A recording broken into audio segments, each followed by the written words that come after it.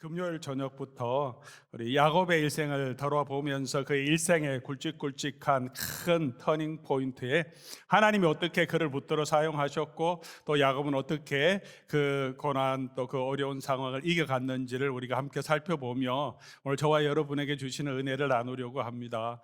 우리 인생이 성경에도 말하기를 나그네 인생이라고 하고 이 땅에 살고 있지만 우리의 본향은 더 나은 하나님의 나라를 바라보고 사는 삶이고 그리고 광야의 이스라엘 백성처럼 우리도 이 땅의 광야 같은 이 세상을 지나가고 있는 그런 사람으로 그런 우리 하나님의 사람으로 신약교회도 비유하고 있습니다. 우리 더 나은 본향을 가면서 광야길을 걸어가면서 아마 야곱이 우리가 함께 배우고 또 따라 볼 수 있는 좋은 그 이그젬플이 되는 것 같아요.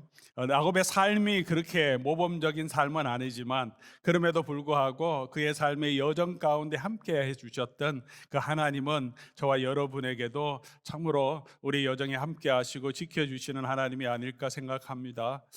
지난 금요일 참여하신 분들은 아시겠지만 금요일 저녁에는 야곱이 바단 아람을 향하여 가면서 베델에서 돌베개 하고 자다가 꿈에 하나님의 영광을 보고 하나님을 만난 사건을 함께 살펴보았습니다. 그 인생의 밑바닥이라고도 할 수 있고 또 너무 외로웠을 때 가고 싶지 않지만 결코 떠나고 싶지 않지만 가야 되는 그 순간에 너무나 불편하고 힘든 집안의 장막에 거하기를 좋아하는 성격의 사람이 이 긴 여정을 걸어서 처음 가보는 새로운 곳으로 간다는 것이 너무 힘들고 그렇게 이 베델에서 혼자 밖에서 베개를 돌로 베개하고 잘 때 하나님께서 꿈에 이 야곱에게 나타내 주신 그 말씀을 함께 보았습니다.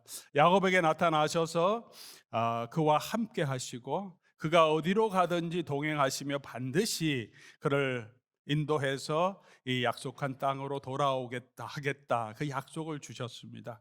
오늘 우리의 삶 가운데도 하나님은 동일한 하나님이시고 예수 그리스도를 특별히 보내주시고 임마누엘 하나님이 되어주시고 땅 끝까지 세상 끝까지 우리와 함께 하시겠다고 약속해 주셨습니다. 우리 하나님도 그렇게 우리가 어렵고 힘든 길을 걸어갈 때도 우리에게 찾아오셔서 우리를 인도하시고 동행해 주시는 그 하나님이심을 믿습니다. 우리 사랑하는 교우 여러분, 우리가 어떤 삶을 만나더라도 함께 하시는 또 찾아와서 위로해 주시는 그 하나님을 만나고 그 하나님과 함께 걸어가는 저와 여러분 될 수 있기를 주의 이름으로 간절히 소원합니다. 오늘 본문은 이제 그런 야곱이 이 바단 아람에 갔다가 20년 동안 그곳에 살다가 다시 돌아오는 이야기죠. 또 힘든 상황입니다. 피할 수 없는 현실을 마주해야 합니다. 야곱이 20년 동안 바단 아람에 갔어요. 갈 때 힘들었지만 일단 그곳에 갔을 때 잠시 행복도 누렸습니다. 잠시라고 하긴 그렇지만 한 7년 동안은 너무 꿈 같은 세월을 보냈습니다. 그 이유는 사랑을 했기 때문입니다. 역시 사랑을 하면 사람들이 어떤 어려움도 이겨갈 수 있을 것입니다. 너무 아름다운 자매를 만났고 사랑에 빠졌고 그 자매와 결혼하기 위해서 7년을 그냥 하루같이 너무 즐겁게 지냈습니다. 그리고 결혼하면 이제 행복한 결혼 생활, 인생 이제 고생 끝 행복 시작 아마 그런 꿈을 가지고 있었을 겁니다. 근데 결혼한 다음에 어떻게 됐습니까? 그때부터 그가 기대했던 결혼의 행복은 바로 그 순간부터 무너져 버렸습니다. 뜨거운 첫날 밤을 보내지 않았을까 생각하는데 깨고 보니까 예, 라헬이 아니고 레아였다는 거죠. 얼마나 황당했겠습니까? 그리고는 이제 다시 또 7년을 섬겨야 됩니다. 그때는 어땠을까요? 그 전 7년은 꿈 같은 7년인데 그 다음 7년은 지옥 같은 7년이 아니었겠습니까? 이 아내가 둘 생겼는데 둘이 다툽니다. 얼마나 힘들었겠어요?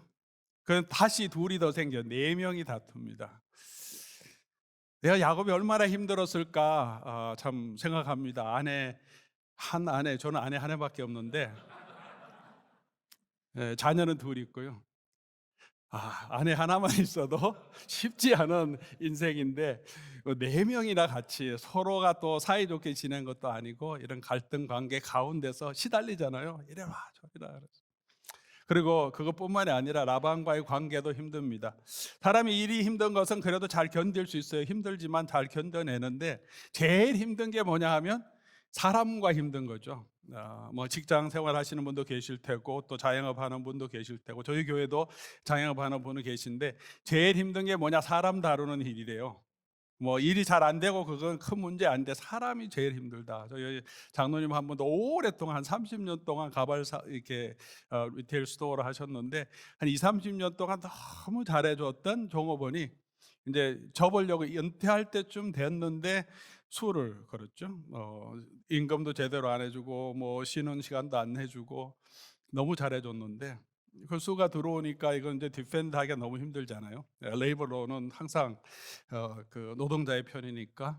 그래서 결국은 뭐 은퇴 잘 하려고 했는데 그냥 뱅크럽하고 접었어요. 이게 계속 뭐 싸울 수는 있지만, 자료도 있지만 그게 다 돈이니까, 변호사비로 다 들어가니까 결국은 접게 됐죠. 그런 일들, 사람이 참 힘들죠. 목회도 힘든 게 이제 사람을 이게 다뤄야 되니까, 사람을 통해서 힘든 것은 참 힘듭니다. 그렇게 라반 외삼촌이지만 그 견제, 또 그런 또 여러 가지 임금을 바꾸면서 사는 그 모든 그 어려움 가운데 살다가 결국은 버티다가 이제 돌아가는 거죠. 짐 다 싸서 야반 도주하듯이 나왔습니다. 라반과 그의 아들이 따라왔는데, 큰 가족, 동족 상단의 비극이 있을 수 있는데 하나님이 간섭하셔서 그렇게까지는 가지 않고, 그래도 이제 잘 마무리됐죠. 근데 한 가지 결정을 했습니다. 돌을 쌓아놓고 언약을 맺으면서, 이제 너 다시는 안 본다는 거죠. 이게 넘어오면 너는 죽는다. 이제 끝이다. 이제 가면 이제 우리는 끝이다. 그렇게 한 거죠. 퇴로가 없습니다. 돌아갈 수 없어요.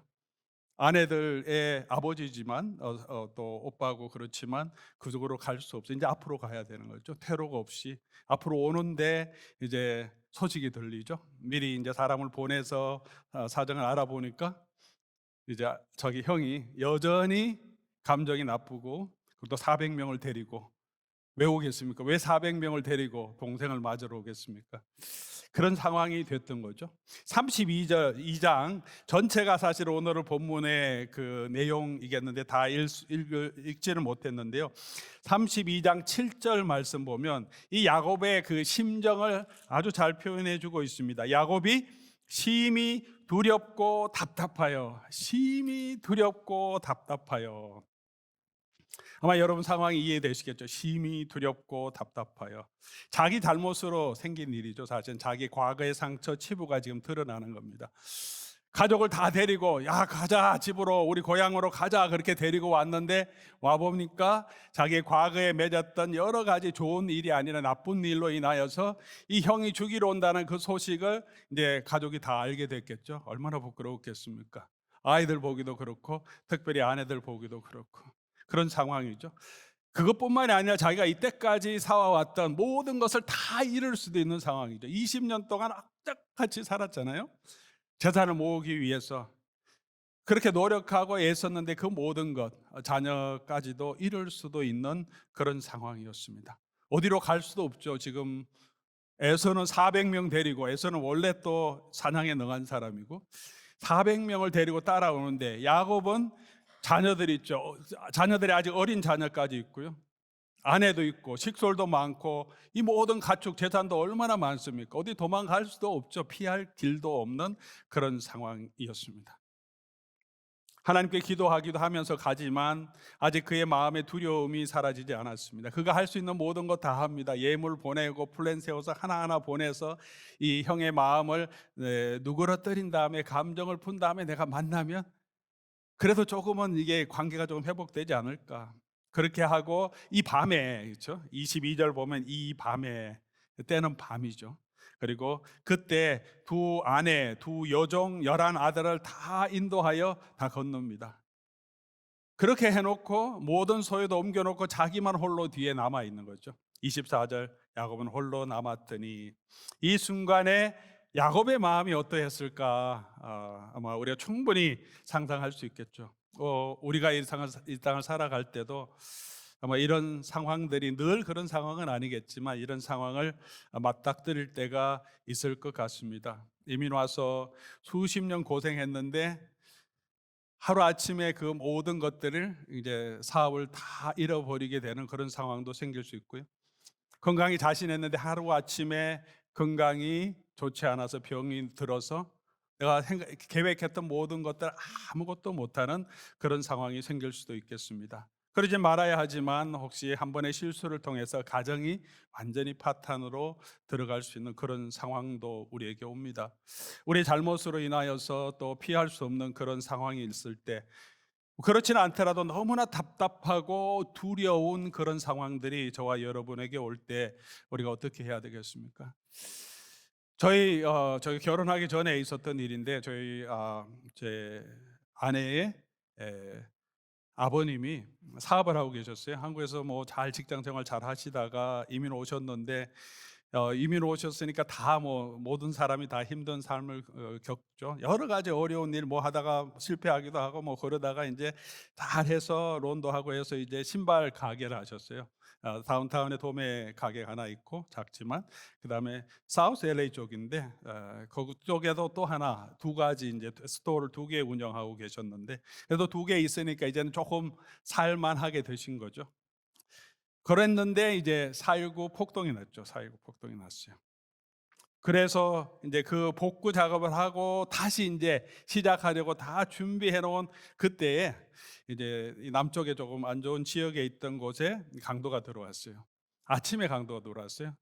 우리 아내 어머니는 이제 LA 스토어에 계셨고 혼자 계셨는데, 들어와서 어떤 일이 있었는지 모르지만 엄청난 상해를 입고 둔기에 맞았다, 칼에 찔렸다, 그렇게도 폴리스가 하셨는데, 근데 과다 출혈 때문에 결국은 돌아가셨다, 사회는 그렇게 나와 있어요. 그러니까 과다 출혈 때 나중에 심장이 정지되셨는데 빨리 못 옮겼던 것 같아요. 혼자 계셨으니까. 이 사건이 있었는데 조금 한두 시간 지난 다음에 주변에 계신 분들이 보고 옮기신 것 같아요.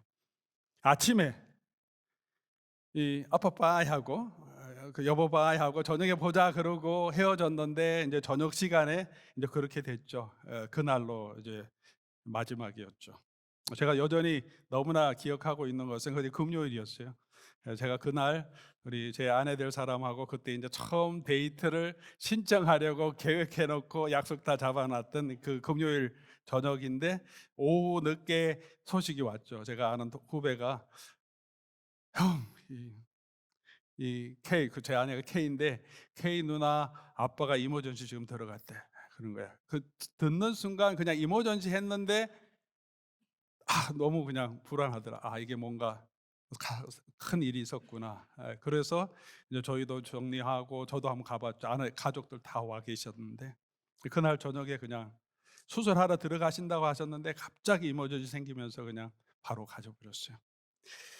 30년 전이었어요. 30년 전.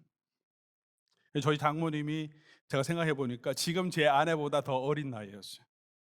장모님 아무것도 못 하시는 분이셨어요. 이 아버님이 다 해주신 그런 참 자상하신 분이셨는데, 아이들도 뿐만 아니라 장모님도 다 해주고, 아이들도 이제 가스가 떨어지면 이 아버님이 가서 다 가스 채워놓고 딸이 둘이 있는데, 결혼해서 제가 좀 힘들었습니다. 남편이 돼갖고 자기 차 가스도 안 채워주고 자기 아버지는 다 해줬다고. 내가 아버지냐? 네. 돌아가신 아버지 때문에 제가 힘들었습니다. 그리고 그것뿐만 아니라 왜 당신 차 가스도 끝까지 놔두고 안 채워 다니냐, 이렇게까지 미리미리 좀 채우라 그랬는데, 그런 일들이 있는 거죠. 우리 살다 보면 우리가 전혀 생각하지 못했고 막다뜨린 그런 어려운 상황들이 우리에게 올 수 있습니다. 어떤 종류의 어려움이든지 이런 상황에서 야곱이 홀로 있을 때 다른 것 찾지 않고, 어떤 세겜이나 그 가나안 족속 중에서 돈을 줘서 용병을 구하지 않고 자기를 보호하겠다고, 또 에서와 한번 싸워보겠다 그러지 않고 하나님께로 나갑니다. 혼자 남아서 씨름했다, 오늘 본문은 그렇게 표현합니다. 어떤 사람하고. 근데 어떤 사람이 본문 전체를 보면 분명히 하나님의 사자인 것을 알 수 있죠. 마지막에 하나님이 축복하시고 하나님이 이름을 주시는 걸 보면 하나님과 씨름한 거죠. 하나님 앞에 우리의 삶 가운데 우리가 어렵고 힘든 이런 막막한 상황을 만날 때 우리가 해야 할 것은, 우리가 좌절해서 낭망하여 있을 때 때로는 하나님이 찾아오셔서 베델에 찾아오셨듯이 우리를 위로해 주시고 약속을 주시기도 하시지만, 때로는 우리가 하나님 앞으로 나아가야 될 때가 있다는 거죠. 하나님을 찾아서 하나님 앞에서 씨름해야 될 그럴 때가 있습니다.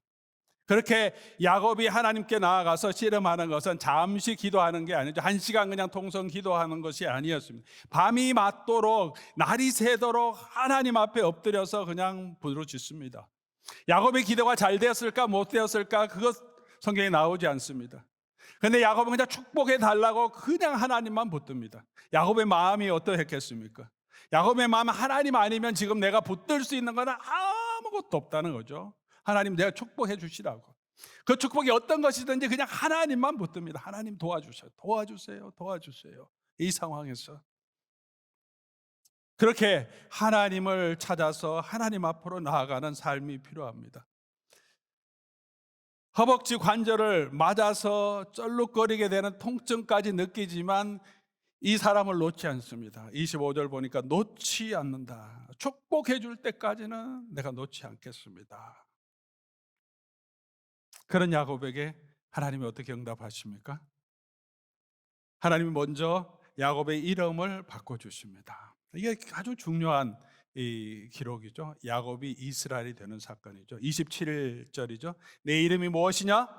이르되 야곱이니이다. 그가 이르되 내 이름을 다시는 야곱이라 부를 것이 아니요 이스라엘이라 부를 것이니 이는 내가 하나님과 및 사람과 겨루어 이겼습니다. 하나님 축복, 그 이전에 이게 더 큰 야곱의 터닝 포인트가 된 줄 믿습니다. 내 이름이 뭐냐? 이스라엘입니다. 이스라엘의 이름이 하나님과 겨루어 이긴 자, 그렇게 이름이 그렇게 해석이 되어 있습니다. 그런데 왜 하나님과 겨루어 이겼느냐? 이 상황에서 하나님과 겨루어 이긴 것이냐? 어떻게 사람이 하나님과 겨루어 이기고 그것이 그에게 축복이 되느냐? 여러 가지 이유와 해석이 있습니다. 제가 보기에는 하나님과 겨루어 이길 수 있는 사람이 없지 않으세요? 그런 게 없죠. 성경 전체 창세기부터 쭉 볼 때 그럴 수 있는 사람이 없습니다. 하나님과 겨루어 이겼다고 하나님이 말씀해 주시는 것은 하나님이 저 주신 것일 수밖에 없는 거죠. 하나님만 찾고 하나님 앞에 와서 그냥 계속 자기를 붙들어 달라고, 자기를 축복해 달라고 그냥 하나님 붙들고 씨름하니 하나님이 저 주신 거죠. 받아 주신 것. 그게 이스라엘이라는 거죠. 하나님께서는 그 야곱의 이름을 이스라엘로 바꿔주셨습니다. 이런 말이 있습니다. 자녀를 이기는 부모는 없다. 그렇습니까? 자녀를 이기는 부모는 없다. 왜 부모가 자녀를 못 이깁니까? 부모가 힘도 있고 돈도 더 많고, 그죠? 생각도 더 많은데 훨씬 지혜로운데, 그럼에도 불구하고 이 자녀 막 떼쓰고 막 달라고 하는 자녀를 못 이길 때가 있어요. 왜 그렇습니까? 제가 생각하기에는 자녀보다 부모가 자녀를 더 사랑하는 거죠. 자녀가 부모 사랑하는 것보다 더 사랑하니까 지게 되는 거죠. 사랑하는 사람이, 더 사랑하는 사람이 지게 되는 것입니다. 부부 싸움 할 때도 지는 분이 더 사랑하는 분임을 믿습니다. 이기는 분이 아니라 저 주는 거죠. 저 주는 거. 하나님은 그렇게 야곱을 받아주셨어요. 그리고 그가 네가 나를 이겼다. 나를 이긴 자다. 내가 그만큼 너를 사랑한다. 그 이야기를 해주시고 그것을 그의 이름으로 바꿔주셨습니다. 이전까지 야곱의 삶은, 야곱의 이름은 무엇이었습니까? 발꿈치를 잡는 자였어요. 야곱이란 뜻은 발꿈치를 잡는 자. 쌍둥이로 태어날 때 그가 나오면서 그 형이 먼저 나오는데 발꿈치 잡고 나왔다 해서 발꿈치를 잡는 자, 야곱이다, 이렇게 이름했습니다. 그리고 그의 삶은 진짜 야곱의 삶을 살았던 것을 볼 수 있습니다. 형의 발꿈치를 잡았죠. 형의 장자의 명분을 밭종한 거로 샀죠. 형의 축복 받을 것을 자기가 속여서 자기가 그것을 받으려고 또 발꿈치를 잡았습니다. 바다나람 가서도 어떻게 해서든지 라반 밑에서 자기 재산을 더 늘리려고 자기 나름대로 온갖 꾀를 다 내어서 자기 재산을 불려서 그리고 나왔죠. 발꿈치를 잡는 자로 살았습니다. 이제 하나님께서 그를 찾아오셔서 네 이름이 야곱이다마는 이제는 그렇게 부를 자가 아니라 이제 하나님을 붙드는 자, 하나님만 나를 도울 수 있다고 하나님만 붙드는 자, 그래서 하나님이 줘 주시는 자, 하나님을 그렇게 받아주시는 자 이스라엘이 됐다, 그렇게 말씀해 주십니다. 그리고 그곳에서 하나님께서 야곱에게 축복해 주십니다. 이 일 후에 야곱의 삶의 변화가 있습니다. 환경은 똑같죠. 변화된 환경은 아무것도 없습니다. 그런데 야곱이 일어나서 이제 그 아침이 되어서 30절 보니까 그곳 이름을 브니엘이라 불렀다. 하나님의 얼굴이다. 하나님 만났다는 거죠. 그리고 하나님을 대면했는데 자기가 살았다. 사는 게 아니라 살려주신 거죠. 하나님 받아주신 겁니다. 그리고 31절 보니까 너무나 시적인 표현이라고 생각하는데 브니엘을 지날 때 해가 돋았고, 21절 혼자 있을 때는 언제였습니까? 깜깜한 밤이었어요. 근데 이 밤에 하나님을 붙들고 씨름한 후에 이스라엘의 이름을 얻고 하나님의 축복을 받고 나니까 이제는 뭐가 됩니까? 아침이 됐어요. 여명이 밝아옵니다. 그리고는 이 야곱이 이제 이 행렬 맨 앞에 나가서 형을 맞습니다. 이제 두려움이 없어졌습니다. 똑같은 환경인데 변한 것은 야곱의 마음이었죠. 야곱의 마음이 변했습니다. 그전에는 고난만 보였고 자기가 잃을 것, 자기 재산이 보였을 것입니다. 자기 과거의 실수가 보였을 것이고 화난에서 그리고 그의 군대만이 보였을 것입니다. 그러나 이제는 누가 보입니까? 하나님이 보였겠죠. 함께 하시고 이제는 이스라엘로 그를 축복해 주신 그 하나님, 내가 너를 이렇게 져줄 정도로 너를 받아주고 사랑하고 함께 하겠다고 하신 그 하나님의 은혜를 그가 만났습니다. 사랑하는 우리 교우 여러분, 우리의 인생 가운데 피할 수 없는 이런 두렵고 답답한 일을 마주할 때 우리 하나님과 씨름하는 저와 여러분 될 수 있기를 바랍니다. 끝까지 우리 하나님께 붙들면 하나님께서 만나주시고 저와 여러분을 그 하나님의 은혜로 인도하십니다. 야곱의 기도의 시작이 은혜로 시작된 것은 아니었죠. 자기 욕심, 자기 답답함으로 시작됐지만 기도와 실험 가운데 상처를 입으면서 절룩거리면서 하나님이 그 기도 과정 가운데 그를 변화시켜 주시고 하나님의 은혜, 은혜의 하나님을 만나게 해주시고 그의 이름을 바꿔 주셨습니다. 하나님이 저와 여러분을 보시는 것은 그 마음이죠. 하나님께서 간절하게 주를 찾는 자를 결코 외면하지 않으신다고 하셨습니다. 우리의 삶에 어렵고 힘든 일이 있을 때 우리 하나님 앞에 나아가 씨름하고 그 하나님을 붙드는 저와 여러분 될 수 있기를 바랍니다. 분명코 그 하나님께서 나타나서 역사하실 줄 믿습니다.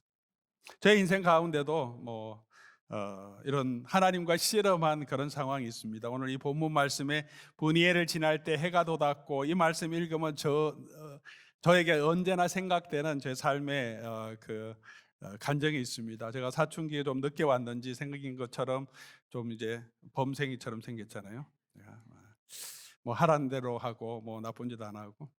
그래서 사춘기 늦게 왔는지 이제 대학 1학년 때 이제 미국 와서 이민생활 적응하면서 그 당시에 이제 좀 마음에 조금 여러 가지 회의 같은 게 많이, 신앙의 회의도 있었고 뭐 다 많은 일들이 있었지만 교회도 힘들고 교회 대학부 전도사님도 너무 갑자기 미워지고 얼굴도 보기 싫고 왜냐하면 제가 차가 없어서 1,000불짜리 차를 하나 샀어요.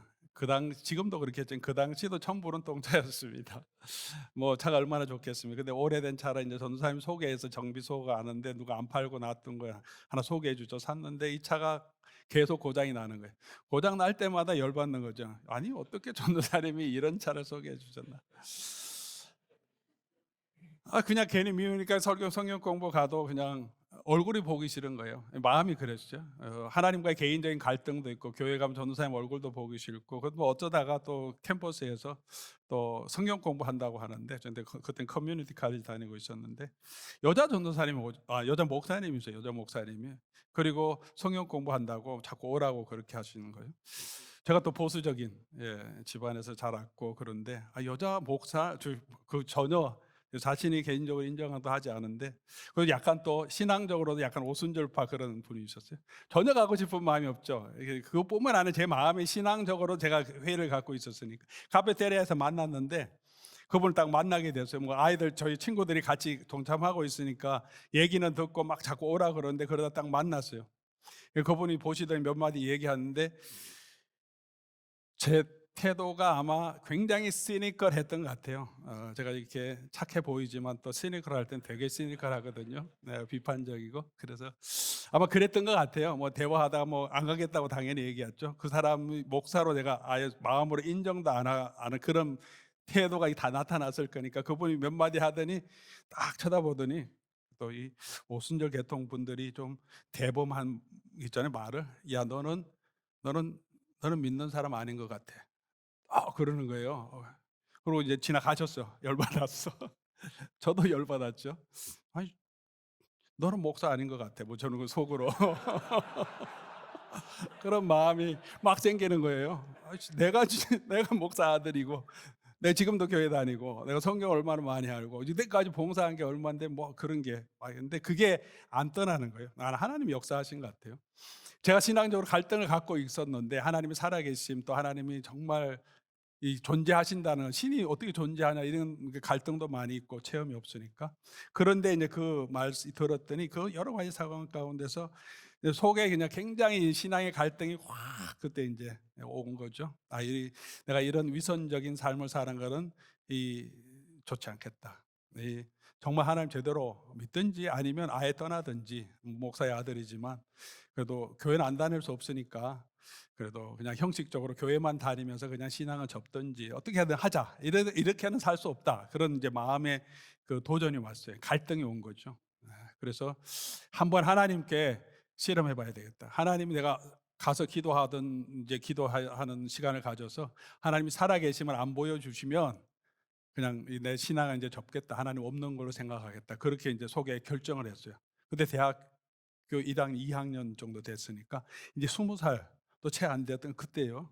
아직 어리죠. 지금 생각하면 너무 어린데 제가 이제 토요일 저녁에 기도하러 가야 되겠다. 이건 결단을 내야 된다. 하나님하고. 그래야지 내가 지금 앞으로 이제 살아가는데 마음이 정해지니까. 그래서 기도원에 혼자 올라갔어요. 차 타고 이 대학 이제 2학년 된 사람이 올라가서 기도해야 되겠다. 오늘 이 밤에 하나님 나에게 뭐든지 어떻게든지 역사하지 않으면 나는 하나님 버리겠다. 그런 마음으로 가져왔는데 뭐 여러 가지 일이 있었지만 그 밤에 하나님께서 저를 만나 주셨어요. 뭐 성경도 보고 기도도 하는데 막 안 되고 힘들고 그렇게 하는 과중에 하나님께서 저에게 성령을 통해서 감동이겠죠. 제가 했던 모든 어릴 때부터 했던 모든 잘못된 것들, 죄들을 다 보여주셨어요. 옛날에 제가 초등학교 다닐 때는 아버님이 시골에 목회하셨는데 그때는 뭐 뱅크 이런 뭐 그런 것도 잘 없으니까 주일 헌금 다 하면 그걸 일단 모아서 놔두는데 어디 놔두냐면 이 강대상 여기 있잖아요. 그 밑에 놔두세요. 어디 있는지 아니까. 제 사택이 바로 거기 있었으니까. 그러다 딱 들어가 놀다가 딱 보니까 있어요. 아, 다 가져갈 수는 없죠 양심으로. 100원짜리 가서 아이스크림 사 먹었던 거. 근데 한 번만 했어야 되는데 몇 번을 하다가 꼬리가 잡혔네요. 야, 아버님한테 엄청나게 혼났습니다. 엉덩이 터질 정도로. 뭐 그런 일들, 그다음에 여러 가지 뭐 제 마음속에 있었던 모든 불의약한 것들, 뭐 거짓말했던 거, 믿음 안에 살지 못했던 거, 특별히 뭐 청소년 기간 동안에는 뭐 혈기왕성하니까 생각했던 보았던 모든 이제 엄란한 생각들 이런 것들 다 보여주셔요. 뭐 하나님 앞에 회개하는데 그게 그럼에도 불구하고 예수 그리스도를 보내주셔서 나를 구원해 주셨다는 그 은혜를 제 마음속에 이렇게 부어주셔서 눈물로 회개하고 막 그렇게 하면서 이제 새벽에 여명이 밝아오더라고요. 마음에 하나님이 주시는 은혜와 평강이 있고 그 기도하는 과정에서는 뭐 하나님 이 앞에 기도했던 생각은 다 잊어버렸죠. 하나님 보여주시냐 마냐 중간에 이제 상황이 완전히 바뀌어지면서 그냥 회개의 기도가 나오고 하나님의 은혜가 체험되면서 찬송하면서 또 울다가 기도하고 밤을 새면서 아침이 되니까 하나님이 정말 마음에 평안을 주시고 그때 이제 느껴지죠.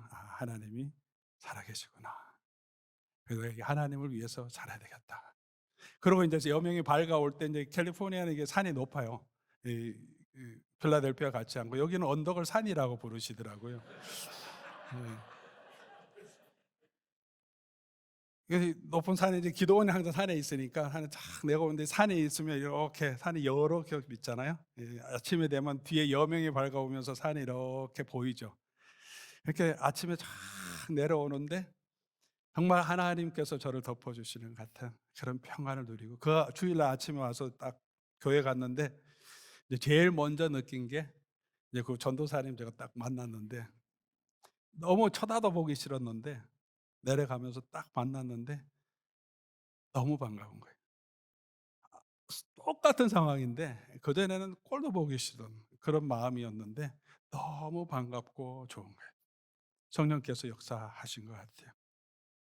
그래서 이 아침에 이 여명이 밝았다, 이 브니에로를 지날 때 해가 돋았다, 이 말씀 생각하면 그때 제 마음이 생각나요. 해가 뜰 때 하나님이 내게 주신 은혜, 그 평안을, 아마 야곱이 그보다 더 큰 은혜를 누리지 않았을까, 그런 생각을 합니다. 하나님께 다 맡기니까 하나님이 너는 야곱이 아니라 이제는 이스라엘이다, 내가 져주는 자, 너는 보배롭고 존귀한 자다, 내가 너와 함께한다, 걱정하지 마라, 그런 마음을 주셨으니까 이제 에서 앞에서도 두려움이 없습니다. 죽이면 죽는 거고 살려주면 사는 거고 하나님께 맡기고 걸어갈 수 있게 되신 것입니다. 살아가는 우리 교우 여러분, 우리가 아주 답답하고 힘들 때 우리 하나님께로 나아가는 저와 여러분 될 수 있기를 바랍니다. 하나님 붙들고 응답하실 때가 시험하면 우리의 기도의 내용도 바꿔주시고 우리의 소원도 바꿔주시고 야곱이 아니라 이스라엘이 되게 해주실 것입니다. 이 하나님의 사람의 이름을, 이 야곱의 이름을 따서 이스라엘이라고 하는 이유가 있는 것 같아요. 아브라마이트 이렇게 하지 않고 아브라함의 사람, 아브라함의 자손이지만 하나님의 백성 이름은 이스라엘이잖아요. 이스라엘. 우린 영적인 이스라엘이고, 우리가 아브라함 같은, 이삭 같은, 또 요셉 같은 그런 참 고귀한 삶을 살지 못하는, 야곱 같은 남의 발꿈치 잡고 사는 그런 인생임에도 불구하고 하나님의 백성은 어떤 사람입니까? 하나님이 존귀하게 생각해 주시고 하나님이 붙들어 주시고 하나님이 져 주실 정도로 하나님의 은혜로 살 수밖에 없는 사람이 이스라엘이라는 거죠. 너희는 이스라엘이다. 너희는 이스라엘이다. 하나님 붙들지 않으면 그 은혜 없이는 살 수 없는 사람, 그것을 아는 사람이 이스라엘인 거죠. 신명기 맨 마지막에 보면 신명기 33장인데요. 이 모세가 마지막 죽을 때, 약속의 땅에 들어가지 못하고 죽으면서 마지막 유언하고 마지막 율법을 정리해서 발표하면서 이제 기도하고 축복하는 내용인데, 33장 맨 마지막에 이 이스라엘 백성을 향하여서 이렇게 말합니다. 33장 29절인데 이스라엘이여, 이스라엘이여, 이스라엘 백성들에게 너희는 행복한 사람이다. 여호와의 구원을 너같이 얻은 백성이 누구냐?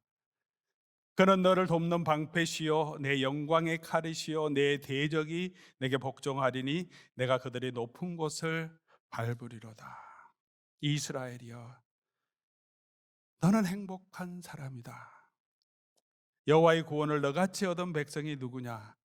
40년 동안 이스라엘 백성을 경험하고 그 인간들이 어떤 인간들인지를 정말 뼈저리게 느낀 모세가, 정말 너네는 정말 대책 없는 인간이다 그러지 않고 그 백성, 대책 없는 사람을 붙들어 주시는 하나님의 사랑이 얼마나 큰지를 보게 합니다. 저 같은 인생들을 하나님께서 이때까지 붙들어 주고 계시니 너네는 얼마나 행복한 사람이냐, 그거 좀 알아라, 그렇게 말하는 거죠. 너는 행복한 사람이다. 하나님의 구원을 너처럼 경험한 사람이 누가 있냐? 사랑하는 교우 여러분, 저와 여러분은 이스라엘이죠. 우리같이 행복한 사람이 어디 있습니까? 우리같이 하나님의 구원을 경험한 사람이 어디에 있습니까? 하나님이 너의 방패, 너의 영광의 칼이 되어주시고 너의 대적을 무찔러 주시고 너로 하여금 대적을 높은 곳을, 그들의 높은 곳을 밟게 해주시겠다. 우리의 목전에서 우리에게 상을 베풀어 주시고 기름으로 우리 위에 부어주시는 그 하나님이십니다. 사랑하는 우리 교우 여러분, 우리는 이제 더 이상 야곱이 아니라 이스라엘로 그렇게 하나님 앞에 서고 그 이스라엘임을 하나님 앞에서 실험하면서 다시 발견하는 저와 여러분 될 수 있기를 바랍니다.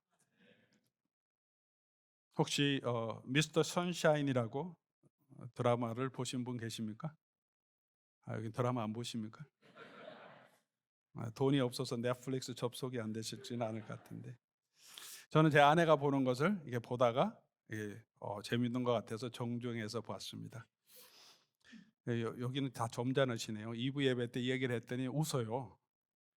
젊은 사람들은 솔직한 것 같아요. 목사들은 꼭 저렇게 얘기하는데 지가 봐놓고는 아내가 보는 걸 항상 옆에서 봤다. 목사님 그렇게 하시는지 모르겠는데 진짜 제가 아내가 보는 걸 보다가 근데 이 주인공 이병헌이 여기 한 그 이름이 유진이잖아요. 그 이름을 여러 번 언급해요. 이름을. 근데 이 친구가 정말 기구한 운명의 사람이잖아요. 노비의 아들로 태어났는데 아버지는 맞아 죽고 어머니는 그 우물에 빠져 죽고 자기는 이제 도망친 노비의 좌승으로 그렇게 쫓기다가 미국으로 가게 되고 그래서 거기서 교육받고 왔는데 이제 이거는 조선인도 아니고 미국인도 아니고 한국 사람도 아니고 미국 사람 어느도 낄 수 없는 자 그런 인생을 살아가고 있죠. 복수의 화신이 됐을 수도 있는데 그가 그러지 않잖아요. 그러면서 이름을 몇 번 언급해요. 유진, 영어 이름도 유진. 그러면서 그 양아빠가 그 이름을 설명해 주는 한 커트 있어요. 유진 이름이 뜻이 뭔지 아냐? 뭐죠? 고귀하고 존귀한 자. 그가 그런 과거가 있었지만 너는 유진이다. 고귀하고 존귀한 자. 아마 그 이름을 가지고 있었기 때문에 그가 그렇게 고귀하고 존귀한 인격을 가지면서 끝까지 살 수 있지 않았나 하는 것을 보여주고 싶은 것 같다. 그런 생각이 들었습니다. 그 드라마를 보면서 저희 삶에, 신앙의 삶에 저희가 좀 적용해 봤습니다. 나는 누구냐? 내 과거가 어땠든지, 신분이 어땠든지, 지금 나의 환경이 어땠든지, 나는 이스라엘이다. 하나님이 나를 보배롭고 존귀하게 여긴다. 우리는 그리스도인 크리스찬이다. 우리는 하나님의 자녀다. 그리고 하나님이 져주실 정도로 우리를 사랑하는 분이고, 그렇게 당신의 아들을 우리를 위해서 내어주실 정도로 우리가 아직 죄인 되었을 때 우리를 위하여 하나님의 당신의 아들을 보내주심으로 우리를 구원해 주신 그 사랑을 받은 자다. 사랑하는 교우 여러분, 인생에 내가 아무것도 아닌 것처럼 느낄 때, 내가 할 수 있는 것이 아무것도 없다고 느낄 때, 내가 한 잘못을 인하여 내가 정말 자책하고 낙심하고 온 가족이 다 힘들고 어려움 그런 당할 수밖에 없을 때 우리가 기억해야 할 것은 그럼에도 불구하고 하나님 저와 여러분을 보배롭고 존귀한 자로 여전히 받아주신다는 거죠. 그 하나님 발견할 때 우리가 우리에게 주어진 그 환경을 기쁨으로 믿음으로 걸어갈 수 있게 하시는 줄 믿습니다. 사랑하는 우리 교우 여러분, 어떤 인생이 있든지 우리가 정말 이스라엘임을 기억하고 여전히 하나님 우리가 보배롭고 존귀하게 생각하심을 기억하고 믿음으로 걸어가는 저와 여러분 될 수 있기를 주의 이름으로 간절히 소원합니다.